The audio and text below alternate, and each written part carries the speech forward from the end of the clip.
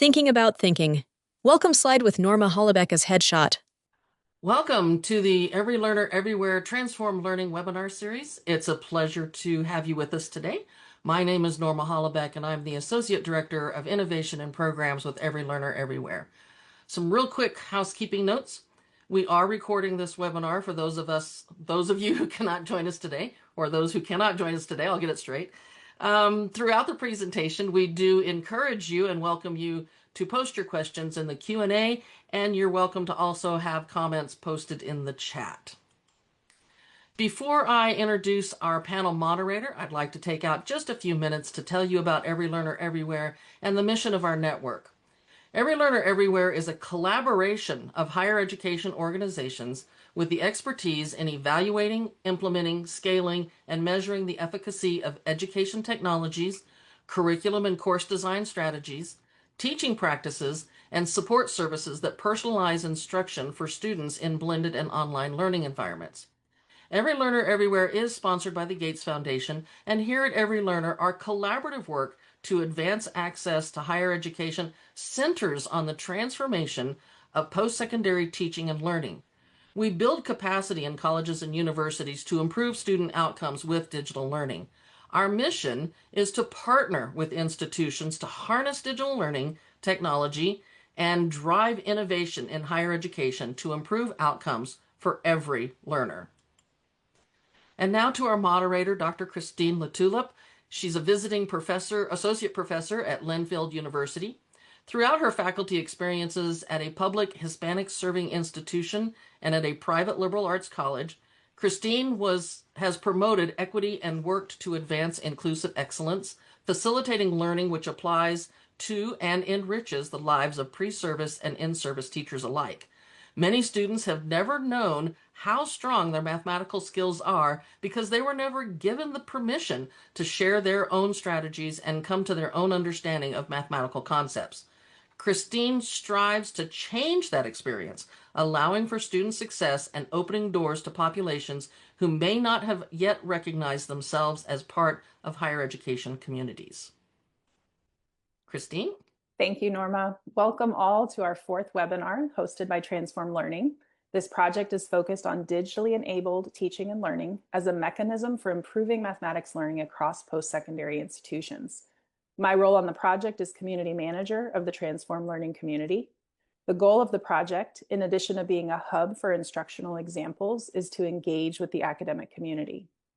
The recently developed Transform Learning website offers resources and best practices across pedagogy, curriculum, and technology, as well as a growing body of evidence to support the use of technology in the classroom to support learning and improving equity.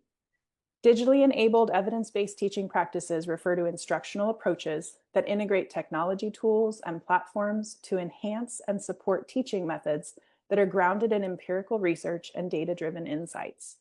These practices leverage technology to collect, analyze, and apply evidence to inform and improve the effectiveness of teaching strategies, ultimately leading to more successful learning outcomes for our students. Slide, Transform Learning.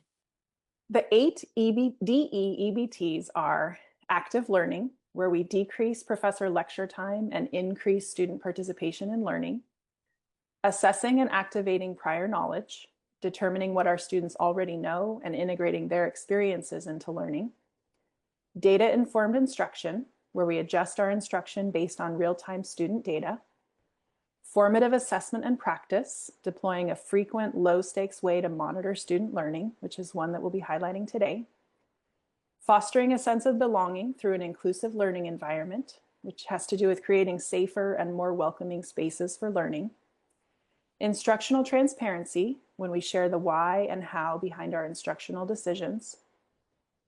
Today, we'll also be highlighting metacognition and self-regulated learning, where we help our students learn how to learn. And our 8th DE-EBT is peer collaboration, creating opportunities for students to support each other's learning. DEEBTs. When we think of these digitally enabled evidence-based teaching practices, our implementation can take a lot of forms. We can remember to start anywhere. These practices are not sequential. We want to be sure we're taking small steps. We don't have to implement practices in full in order to make positive changes in our teaching and our students' learning.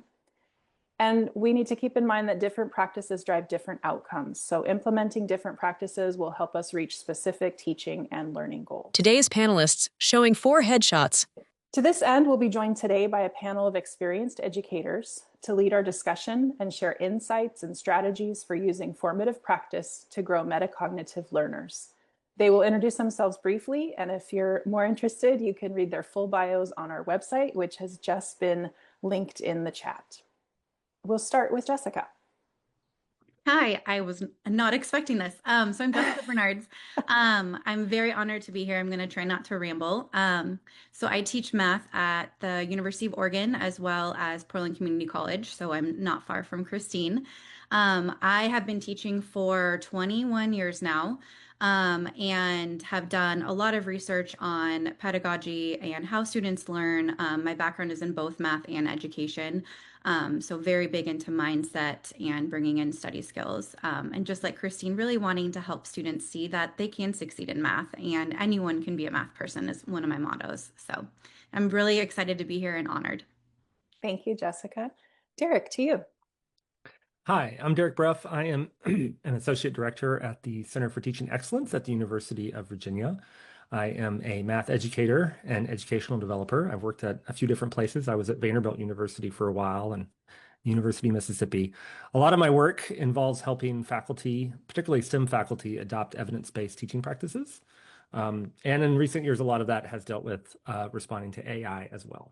So happy to be here. Jessica, Christina looked down. Derek speaks. Jennifer smiles. Thank you, Jennifer. Hi, my name's Jennifer Bile, and I currently teach at Southeast Tech College, which is a technical college in Sioux Falls, South Dakota. I've taught at a few other technical colleges around the country, and so I primarily am interested in making the math applicable for our technical students and helping them to understand how it's going to be useful to them in their careers and in their lives. Welcome. To you, Christina. Hi, my name is Christina Derone. I'm an assistant professor of mathematics at Pepperdine University in Malibu, California. I'm entering my 14th year of teaching, but before I started at Pepperdine, I taught for 6 years at a high school in Claremont, California. My main research here at Pepperdine is in the development of computational tools to analyze networks. But beyond my research, I'm deeply passionate about finding new ways to motivate my students and using formative tools to help them become more self-aware and effective learners. So I'm really excited to join everyone here today. Well, welcome, everyone. Thank you for being here. And we will start our conversation with a question for Jessica. This one has to do with designing to support metacognition in our students.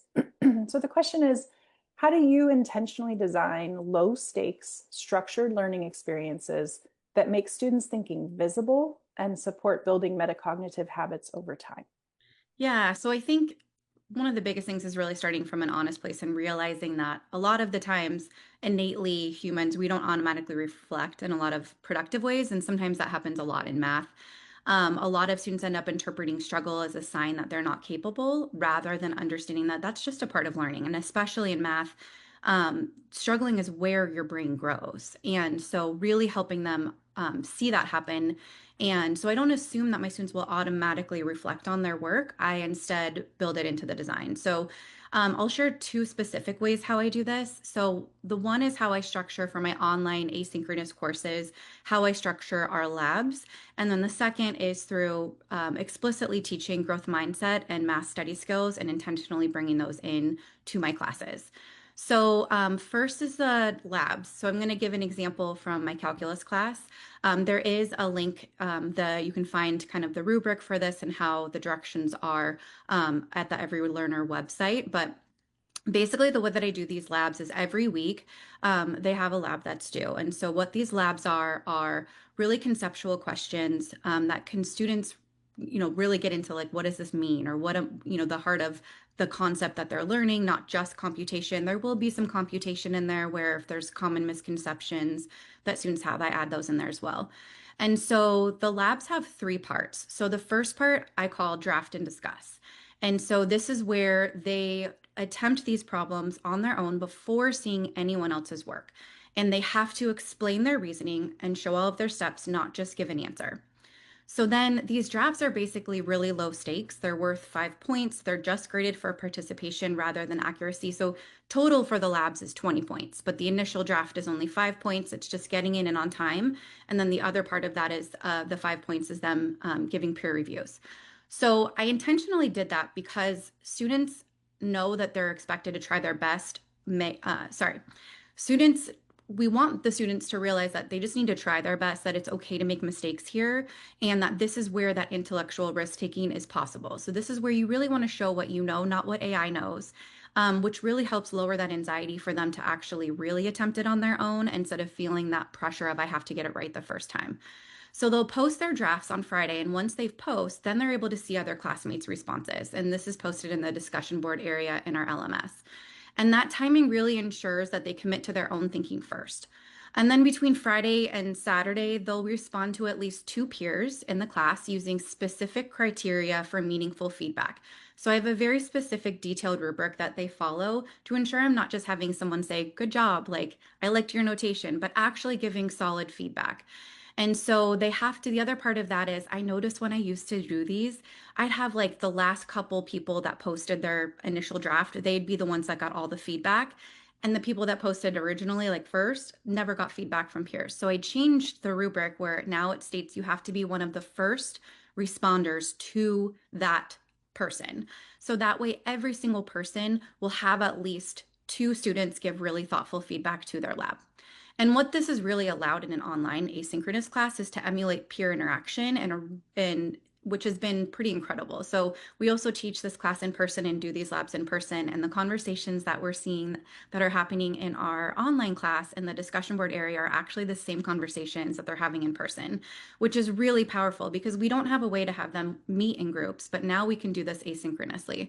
So they're not just completing these tasks independently, they're actually reading each other's reasoning, comparing approaches, challenging their assumptions, and kind of refining their ideas a lot more together. And then after they get that feedback, students refine their labs. So they're going to look at that feedback, and then they have until Sunday night to refine their labs based on that. And that part of the lab is worth 15 of the 20 points, and that's graded for accuracy. And so they also, part of that is including a reflection, explaining how they incorporated their peer feedback, what they learned, and what changed in their thinking. So the structure is super intentional. They try on their own, they engage with their peers, they revise their thinking, and they reflect on what's changed, and then revise. So because this routine is like every single week, students really start to begin to internalize it, and they will end up planning a lot more carefully in the draft stage because they know their peers will read it.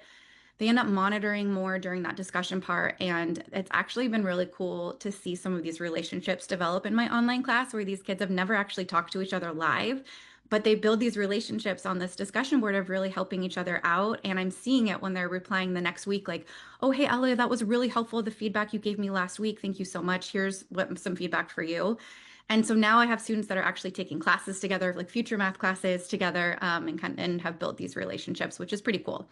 But what's nice is since this happens every single week and they're evaluating their own reasoning during their revision and reflecting on their process, it ends up making this metacognition a lot more of a habit than it would if I just did this at like twice a term.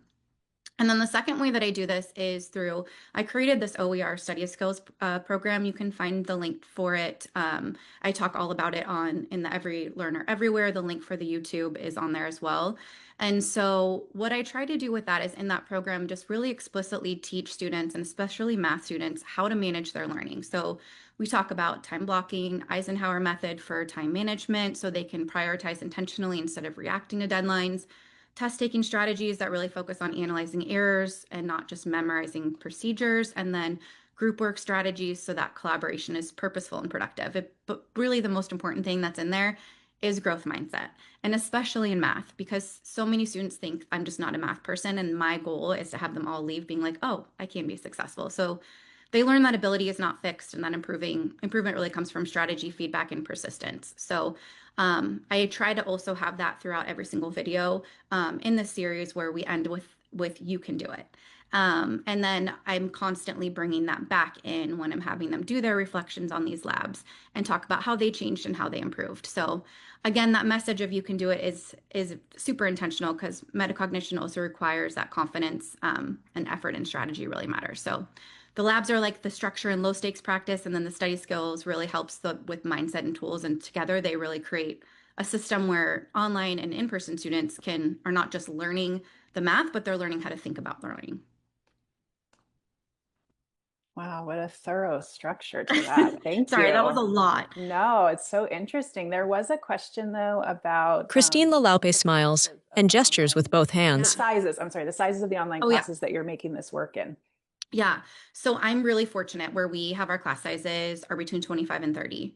But this could easily be done in a much larger class. You just have, so most of the LMS systems now you can do discussions in groups. So you can manage it where like you've got 20 students in each group.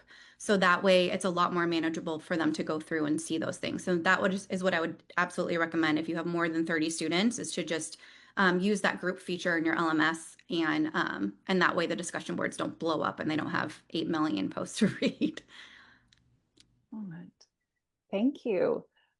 Do other panelists have something to add to that? Maybe an example they're using to support students' metacognition, or a comment that Jessica's got you thinking about? Jessica Bernard sips from a light blue mug, then lowers it, listening. I can add and say too that the Study Skills program, it's been around for a while. I just redid it this past spring, so it's specific to math, and I do talk a little bit about AI in there. There's an academic integrity video, but Jessica Bernard's gestures. But there's been studies that have been done not just by me but by people at other colleges. It's getting used at, I don't know, a lot of colleges now, but that it's actually improved pass rates by over 15%, just by bringing that in compared to teaching the class without it. So It's been pretty cool. Thank you. Yeah. And I did see Emily posted a link to a resource that's also in our example library, where another instructor has created a sort of an AI chatbot tutor. And there are elements of AI literacy in that example as well. So that's mine. I'll talk about. Is that one yours too? It's mine. Yeah. I'll talk about that in the next question that I'm in charge of. So yeah, that one was a little early. We'll get there. That's okay. I think there is an additional example too. So that'll be fun to compare. Okay, so we're going to move to Derek now for our second question about formative practice and how it might reveal our students' thinking. So I'm curious to know about, what is one digitally enabled formative strategy that you use? And some examples might be polls or quick writes or draft reviews, discussion tools like Jessica's already described. So there's a variety of these formative strategies, but I'm curious about one that you use that reliably surfaces how students are thinking, not just what they got right or wrong, but how they're thinking about the concept or the content. Yeah, so a quick follow-up to Jessica's comment. I had Marianne Winklemus on my podcast a while back. She heads up the Transparency and Learning and Teaching Project. And she said something that's really stuck with me, that even our well-prepared college students may come in with a lot of kind of generic study skills and study strategies, but they may not know how to study well in our disciplines. And so I love the intentional teaching of that, right? What does it look like to learn math? What are the habits that you need for that? So I think that's an important thing to think about. In terms of Derek Bruff smiles and gestures. Digitally enhanced tool. Long time ago, I wrote a book on teaching with classroom response systems. I was known as the clickers guy for a little bit. So I'm going to have to lean into classroom polling as my example here. This is my go-to in any kind of synchronous class setting, whether it's on-site or online, as a way to hear from a lot of my students, right? One of the challenges is a lot of methods of hearing from students, you only get to hear from a relative handful in a 1 hour class. But with polling, I can invite and encourage all of my students to respond to a question about the course material. My classic example in a math class is probability question. Your cousin calls, she's having twins. You know that she's not having identical twins. Is it more likely that she has twin boys, twin girls, or one of each? And I've got a whole kind of 20-minute activity I structure around this. But it's a simple multiple choice question. And I will have my students respond using whatever polling technology I'm using that semester, A, B, C, or D. And then I get a bar graph. And usually what I'm aiming for is a question where a couple of the answer choices are both popular, right? In this case, usually there's like a right answer and a wrong answer that's equally popular. And then I can show students that bar graph and say, hey, we don't have consensus here. Then I'll have them turn to their neighbor and talk, right? Or some other structure where they get to kind of engage with that question a little bit more, have a second vote.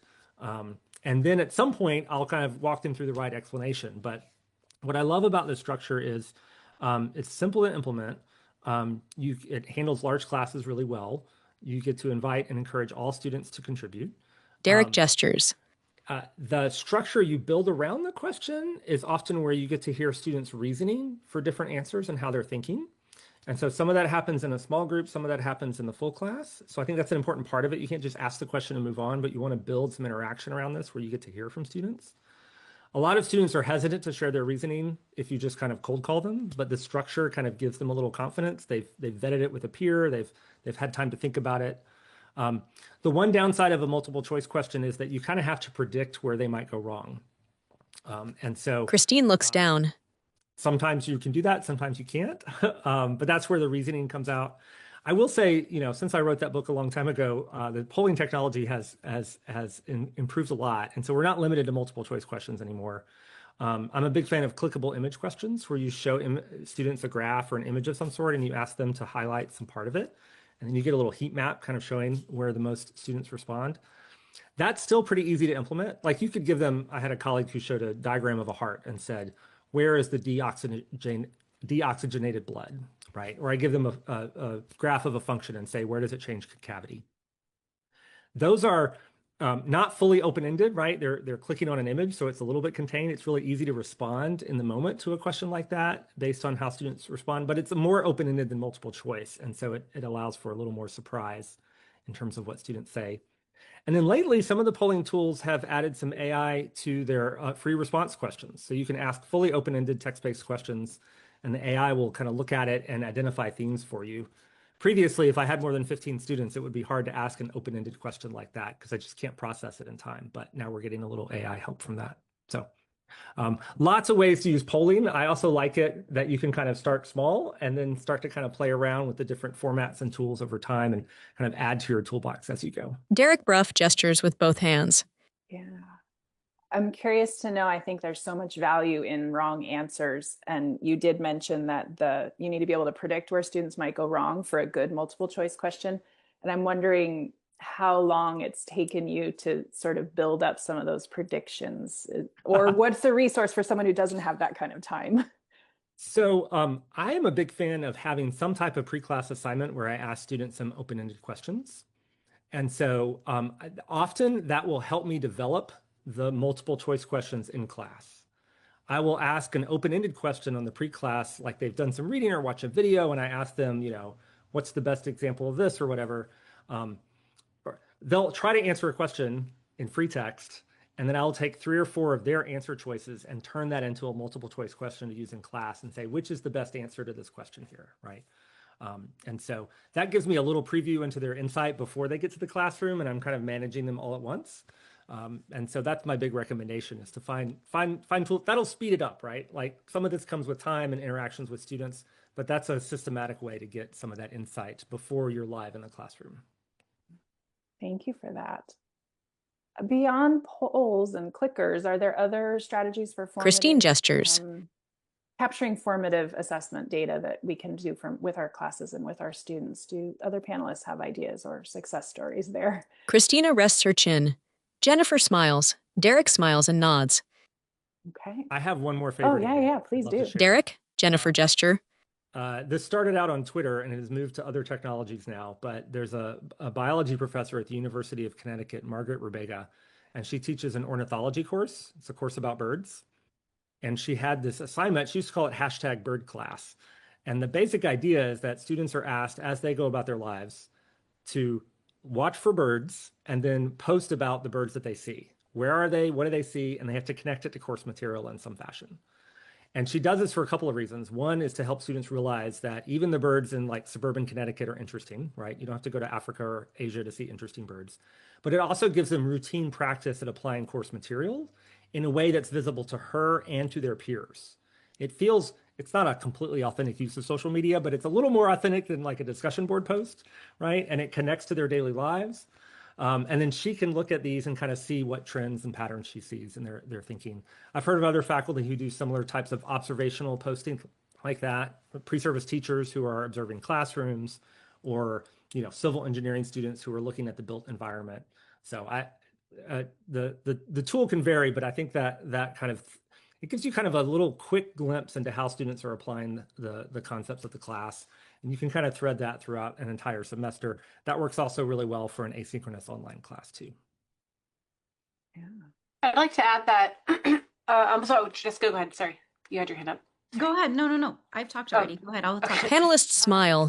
So I use an online homework platform for my calculus courses and linear algebra, and I'm going to transition it to probability and some other courses as well. But in my courses online, I build in free response questions. A lot of the time, the questions that the students get are, are you right or are you wrong in your final answer? And the way that I have my homework is I allow them to check their work many times. So when they complete the problem, they can submit it or question by question, or at the very end, and it will give them this instantaneous feedback of, did I get the question correct?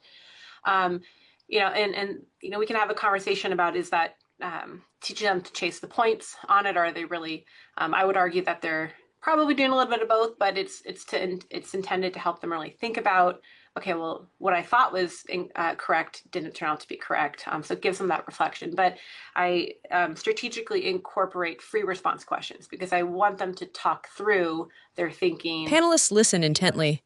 With me, but hopefully they're collaborating with others. So I'm trying to encourage that discussion that they're having. But they can get that instantaneous feedback to see, hey, am I on the right track? And then I'm able to get them to dig a little bit further than just the superficial level by asking them some deeper questions to consider. And my other courses, I'm also incorporating some like journal reflection questions, because I really think it's important to get them to not just know how to do the math and to get to the final answer correctly, but to understand why. Christina Duran concludes. Am I taking the steps that I'm taking to get there? I found this semester I've definitely done I started to incorporate the journal type reflective questions in each assignment, and it's been insightful. It helps me get immediate feedback too on how my curriculum is going, so I can make some changes in the moment, or the next time I teach a course, but to just see how the concepts have been hitting with them. So Jessica, I'll turn it over to you. Okay. I was just going to say I have a couple of things, like three things kind of hit my mind. So actually, Christine, as you were talking, I'm very similar. So one of the things, so the way we've set up our async online classes is it's kind of like, I call it like the training wheels start at the start. So like for their homework assignments, they get 3 tries on each question. And then that way it's not, they can just keep on doing it until they finally guess the right answer. But that way they have to like reach out if they still can't. And then on the quizzes, so we have quizzes and then we have exams. So exams, they get 1 try and you're done, which I know some people don't like. But for the quizzes, what I do is they can get 2 attempts. And it's different version each time. Thank goodness for algorithmically generated online homework, but similar questions. And so what they do is they'll take their first quiz and they have to, if they want to take it again, in their work page, because they'll upload their work page to our online system so that I also grade on their steps and notation, not just right answers, but and can give some partial credit. But they have to reflect on what they learned from the first attempt, what they're going to do differently on the second attempt, what they're going to study, and then they retake the second attempt. And as long as they've done that reflection, then I will count that as points if they score higher, and then they'll do a reflection at the end. The other piece with the study skills stuff, so I have not only just the videos, but there's worksheets that go along with each study skill. And so within each worksheet, the students, and so you can put those, if you're teaching asynchronously, it's a really easy discussion board. Jennifer Still. Derek's arms crossed. So they learn a topic, they have to reflect on their top 3 takeaways, and then they have to set a goal, so a SMART goal. So they'll look at what they learned in that video, if it was over, time management or whatever, they'll create a SMART goal for it. And then they'll do 3 ways that tasks that they're going to do that week to hit that goal. And then they have to come back at the end of the week and reflect on how that went and if they're going to make any changes in the future. And then there's always a growth mindset reflection question, like what is something you struggled with this week, whether it's in math or in life, and then what are some changes that you're going to make to help improve that situation or persevere through that situation. So things like that in there, which I think, again, if you start doing those on a regular basis, like Christina's doing all the time in her assignments, it starts to get them to start thinking that way. And then the last thing I was going to say that Derek brought to my mind with like clickers. So in an async class, it's harder to do polling like that. However, one thing you said that I was like, oh, this is brilliant. So like talking about the graph concavity and seeing the points. So I don't know if you guys use, now it's Amplify, but Desmo's Activity Builder is what I used to use and I still use. And so within it, you can have, the students will answer it. There's even the graphing. So in my pre-calculus class, I'd have them graph the rational functions. And then what's really cool is on the teacher dashboard, you'll see all of their answers and you can overlay them. So you'll see if like, okay, so most people are here, but oh, there's some people that are doing it here. Let's talk about this as a class. And so in asynchronous classes, so it's amazing, obviously, in sync classes, but in async, you can assign those and have a time limit for when they're due. And then you can create a quick video, or you can even show the students that image and have them reflect on it in a discussion board. So there's some really cool ways that like Derek's amazing ideas like could also be incorporated in the async. So I loved what you shared. Jessica gestures. Panelists smile. The excitement. I love it. Thank you for these great examples. I'm hearing a lot about building in structures and modeling reflective question asking and answering for our students.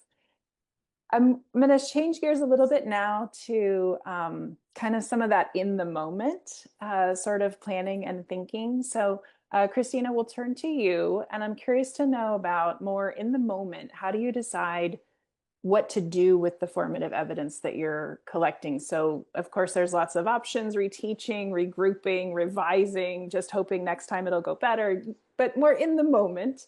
Do you have a concrete example of a time when some of this evidence changed your instruction? Yeah, I think this is a great question. And I've had to think about my response over the last few days, but I would say that in my experience, deciding how to respond to that formative evidence, whether you're going to reteach, like you mentioned, extend, regroup, so forth. For me personally, I think it actually starts before the first day of my class. Christina gestures. Before the semester begins, because I approach the in the moments more as a tiered response. But it's only worked for me successfully because I've intentionally built in the opportunity to pivot into my curriculum. And I will preface this by saying, I'm in my 14th year of teaching. This was not the structure I had on day one. When I started teaching, I knew I was told the curriculum, you need to cover section 1, section 2, what have you. And I felt what that meant was I needed to cover every possible word, every possible concept that is detailed in this textbook, in this section. And it felt like each class was a sprint each time. And what I've learned is, it's taken me years to get there, but I've learned that I need to focus on saying the most important things well, so that students can understand. Christina Duran gesturing, as the other 4 panelists listen attentively. More than just a superficial level. I want them to understand a good number of things, rather than trying to cover every possible detail, right? And so because of that, I intentionally, I would say, underschedule my curriculum. Christina Duran moves her hands up, down. I used to cover like one section a period, and currently the way that my class is organized, for calculus, for example, we meet 4 times a week, 50 minutes each time. And in the past, that would be 1 section per day. So you're covering 4 different sections in a week, and that's a lot for students to digest. And so when I underschedule, what I've done is I'm still covering sections that I deem important and that meet the student learning objectives and our curriculum goals. for our math program. But now I'm slowing it down. So I'm covering one section over 2 periods on average. And so under scheduling my curriculum has actually given me the gift of time. And so if I have evidence that's telling me, hey, we need to pause as a class, as a group, then I'm not feeling this pressure that I need to keep pace because I have to cover X, Y, and Z. And so there are 3, I would say, signals that I look for, and I would say a lot of us probably do all of these and then some. But the first thing I look at are what I would consider the micro signals. I'm looking at the vibe check of the room. These are the immediate, these nonverbal cues, right? I'm looking at my students' expressions. Are they blank? Are they paying attention? Are they nodding just to nod and to get me to move on to the next topic?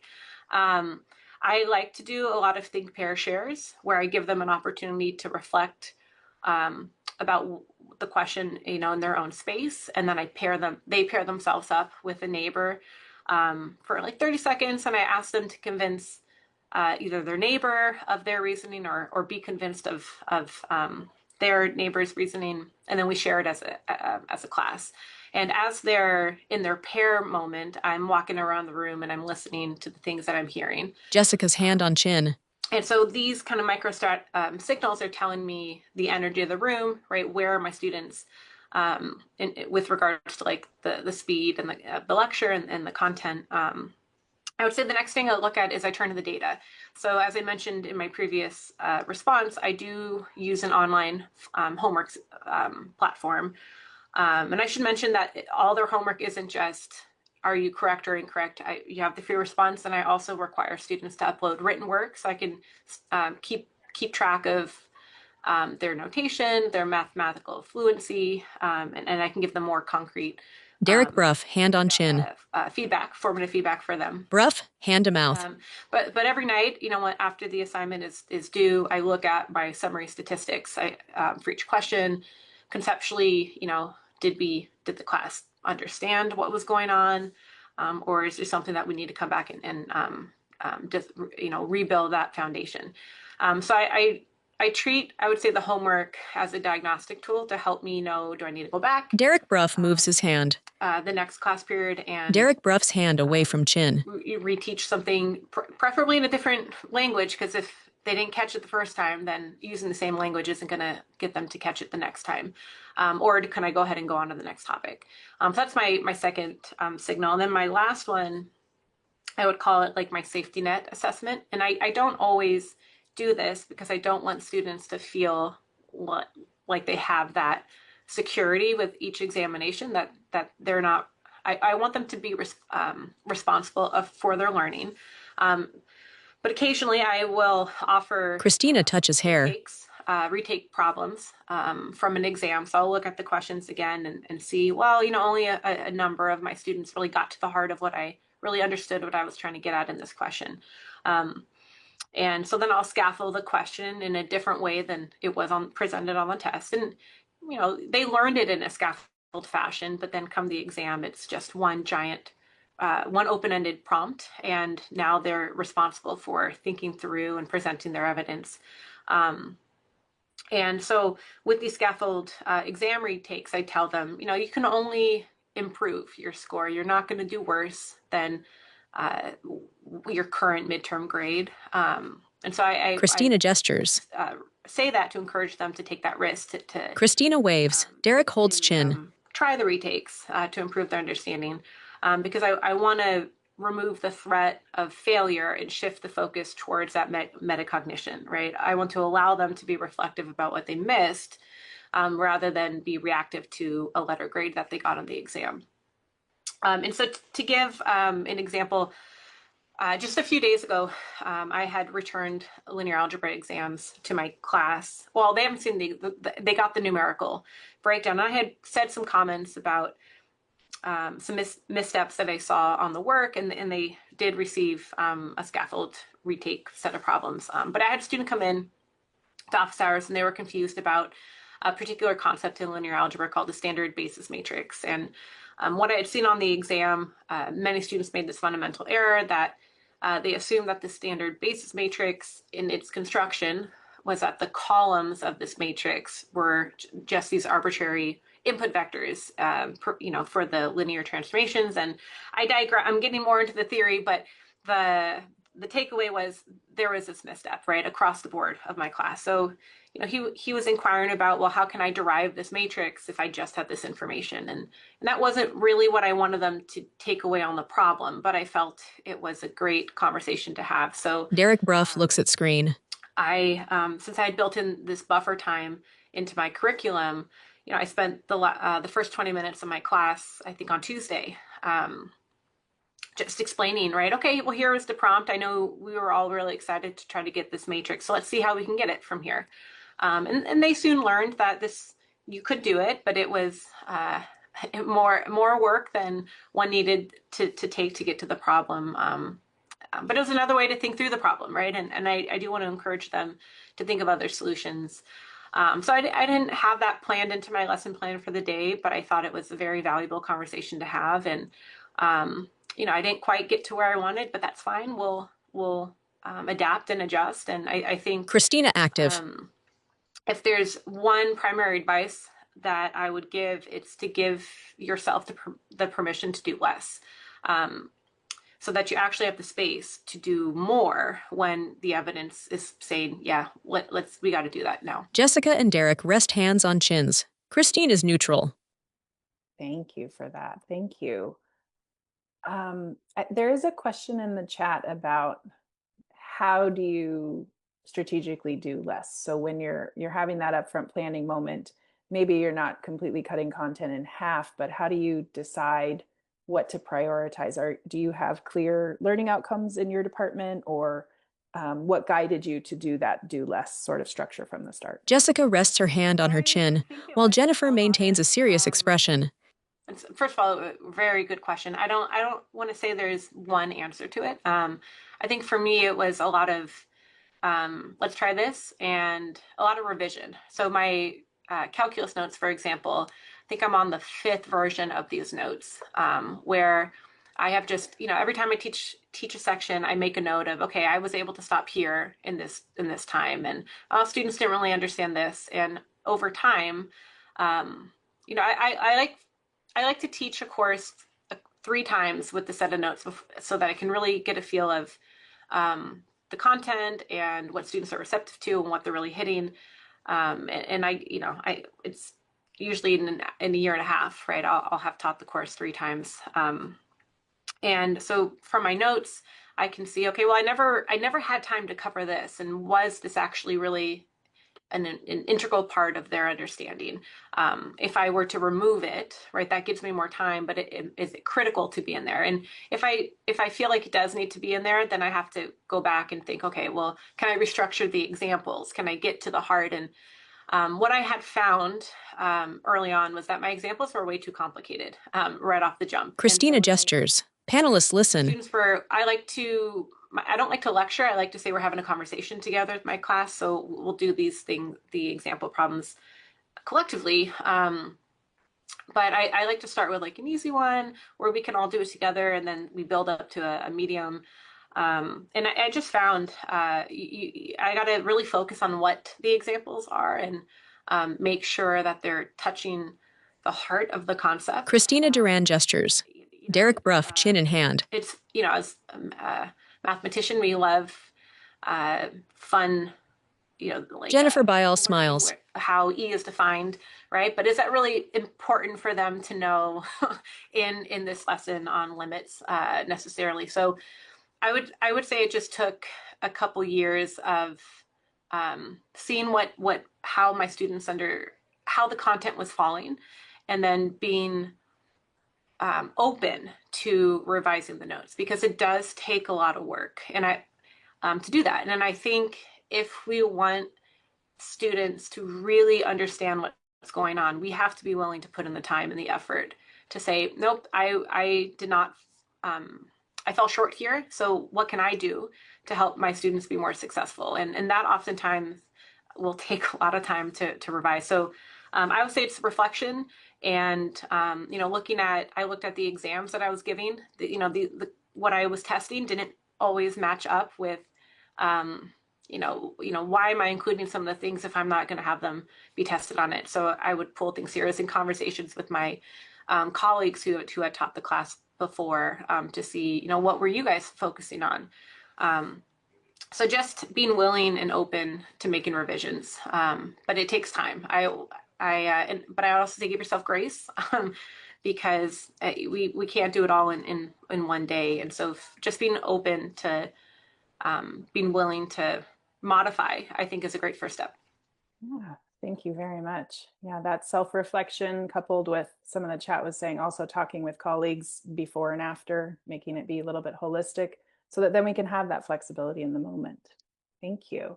I'm going to shift to Jennifer now. Thinking about, I think Derek already mentioned something about the skills that our students bring that might not align with college skills. Perhaps they might have different strategies from the past. And so this next question has to do with adaptations that you've made to routines, metacognitive, formative routines that can support students who are new to college level expectations, perhaps navigating belonging and confidence barriers, maybe juggling more outside responsibilities than we recognize, doing these things without lowering the rigor of your courses. So I'm curious about examples you might have there. Thanks. Jennifer Yeah. smiles. I'm going to talk specifically. There's one example that I have that I'm gonna talk about, and this is in the library. There's lots of good stuff in the library too, by the way. So lots of good things in there. Jennifer nods. So, this started I teach it's a transferable level math class. It's a lot of our nursing students take it. A lot of our we have a lot of dual credit actually taking it also. And I found that when I took over the class, a lot of them were coming in not quite, just again, kind of not quite ready to go. And so I started doing this exercise that I call the first 5.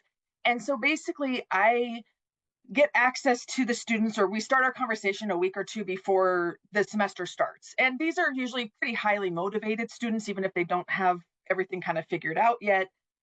So they want to get things going. And so the 5 things are just 5 things that I found was lacking, kind of, that would help them be more successful in my class. And so specifically the 5 things that I have them do, I have them read the syllabus, and then I have a short little video just orienting them to the class. So here's our online, class, here's where things are, how to find things, where to click.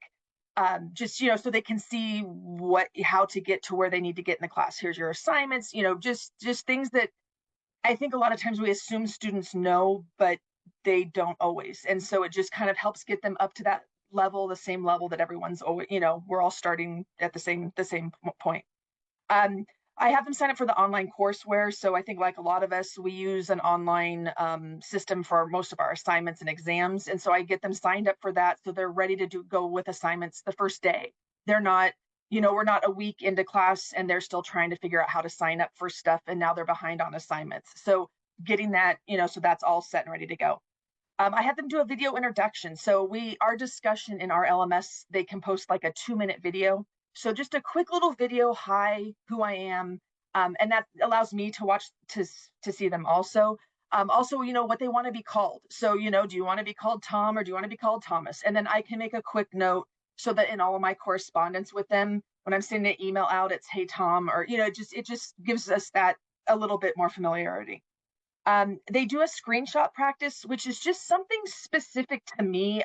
It's easier for me to help them. For LMS, or the assignments they do, they're not, I can't see it while they're working on it. So if they can screenshot the problem they're working on, I can help them with it. So screenshot, email. So that's just something that's helpful for me to help them more quickly. And so that just I found valuable for me personally. So it may or may not be helpful to other people, but it helps a lot with me. So I have them do that. And then the 5th thing is they have to email me that they've done the other 4 things, and then they have to schedule a meeting with me. And it's a 5-minute online, like we are here. So kind of just face-to-face. We use Teams in our school, but whatever system you have. And it's just a real quick, hi, how you doing? So we see someone face-to-face. And in that meeting, I've watched their introduction. I kind of already have a sense a little bit kind of about them. And so if in their introduction, they've talked about how, they have kids and are working, and we can talk, I can kind of use that as a bridge to start talking about, so how are you going to manage your time this semester? We can kind of bring other things into that. But then they also know me and have talked to me, they've seen me. And I just find that is really helped. And I have had a lot of students reach out to me even after the fact of, just first week of school, this is going on in my other class, or I haven't heard from financial aid, or I have, and so I also present myself as, you can always communicate with me, and, I know people. And so, I can find you help if you need help, and we can make sure that you're going to be successful with this. So again, the 5 things are not, they don't have to be the 5 things I do. It can be whatever you find helpful for your situation. But I just have found that has made the introduction smoother, and it's made just the progression. I have a lot of students starting a lot more stronger than they were in the past, where again, it's not a week into the class and they're still trying to figure out their footing. Derek Bruff looks down. Get off and running right away. So Jessica removes hand, looks up. Thank you very much. Yeah, again, modeling the behaviors we want our students to be practicing, providing them those tools. Yeah, to get them a good start there. Jessica gestures. Jennifer smiles. I know we've heard the term points chasing already today, and I'm wondering if one of our panelists might have an example about helping our students shift from that points chasing reflection. So often we incentivize, and I've heard examples of that, 5 points for something. But if anyone's had a quick success story about sort of making that reflection become learning focused, making participation in those 5 steps be, I know this is good for me in my learning. Jessica, do you want to say something real quickly about that one? Yeah, I was going to say, so the AI chatbot, Emily, now's the time to put that one in the link, is, so you guys have the directions now for it, and on Every Learner Everywhere, but we all know they're using it. And so I wanted to try to find a way to help students learn how to use it to help their learning and enhance it versus doing the learning for them, and the thinking for them, because we know that's not good.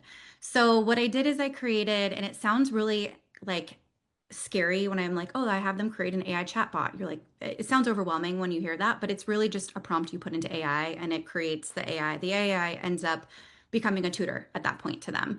And so you're giving it the guardrails. So basically it has students go into, so at my school, we have access to Gemini through their email address. So it's like the safe version of it where it doesn't collect their data, but whatever your college has, or you can do it for any of them. All of the AIs have this really cool tool in them that's like in Gemini, it's called Guided Learning Tool, and like ChatGPT, Copilot, Claude, it's called Study and Learn.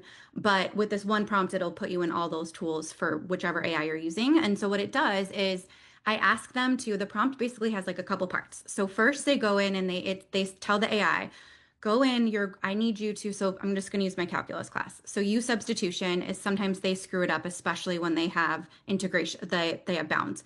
And so the first part is explain to me how use substitution works for definite integrals, like I'm in 5th grade, and provide images as well. The like I'm in 5th grade is like the key because it breaks things down so well. Like for one student, when they were learning about the fundamental theorem of calculus, it ended up using like Legos as an example.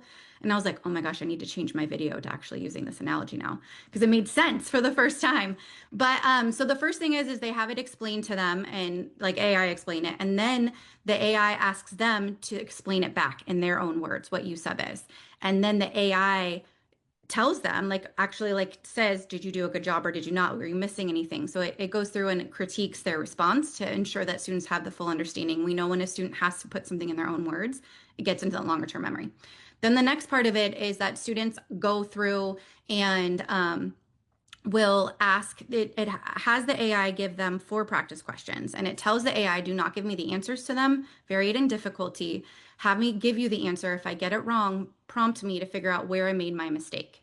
And so it's really great. And then give me a similar question. So they'll go through and they'll ask the AI, the AI will give them a question. If they get it right, great, they get the next question.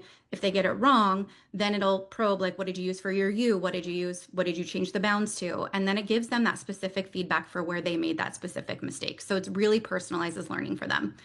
I know that with AI, it's a definite like situation where some people are pro, some people are against. So don't feel like you have to use it. But I will say, if you use my prompt, it will turn this AI into a tutor, and it will not give them the answers or the steps. And then I have my students reflect on their practice, and then they have to turn in all of the work that they did for those practice questions. If you're going to use one, if your school has access to Gemini, make sure you're in that thinking model, not the fast model, because the thinking model is having like the newest one has, I think the research was showing like 94% accuracy in math. So they're getting better and better at math, which is crazy. So, and then I also have a bonus. If the AI did something wrong, say it. Say it. Like explain how they did it wrong and Yeah. why. But none of them have had an error with AI yet. Luckily, knock on wood. Thank you very much for that. And from the points chasing standpoint, by not just asking for the right answer, but really having students reflect on the process and word the question correctly, they're practicing communicating mathematically. We are going to start wrapping things up today. Thank you so much to our panelists. I could talk for a lot longer. I'm sure you can tell. This is so interesting. We have mentioned our example library a number of times today. If you are a math faculty who's using technology in a way that facilitates your teaching strategies or enhances student learning outcomes, we will pay you to share your story. And we encourage you to visit the Transform Learning website and consider submitting an example of your own teaching practices that illustrate one or more of the 8 evidence-based teaching practices. And thank you again to our panelists. I'll hand things back over to Norma. Thank you all for your time, your energy, your excitement, all your wonderful ideas. I wish we had more time. Do appreciate it. Thank you, Christine. We do want to invite our audience to Text, register. join us next month on March 19th for a webinar on the report Transforming Undergraduate STEM Education, Supporting Equitable and Effective Teaching, published by the National Academies of Sciences, Engineering, and Medicines. So we're hoping to see you all there. Everybody that was here, and invite your friends too to come next month for that one. Speakers and survey code. As far as our audience is concerned, we do ask that you take just a few minutes out to complete our survey for today's webinar using the link that we are posting in the chat for you. If you have something else going on right away, that's okay. We will be sending the link to you in an email in a couple of days after the webinar as a follow-through, as well as the link to the recording to this. So I want to thank our panelists. I want to thank Christine for moderating. I want to thank my background crew that you don't see, but you do see their names, Emily and Patty, for posting all the links and keeping up with everything. I want to thank our audience for taking time out, and we hope to see you again next month. Thanks to everybody, and we hope everyone has a wonderful day. Text, thank you. Text, please complete our survey.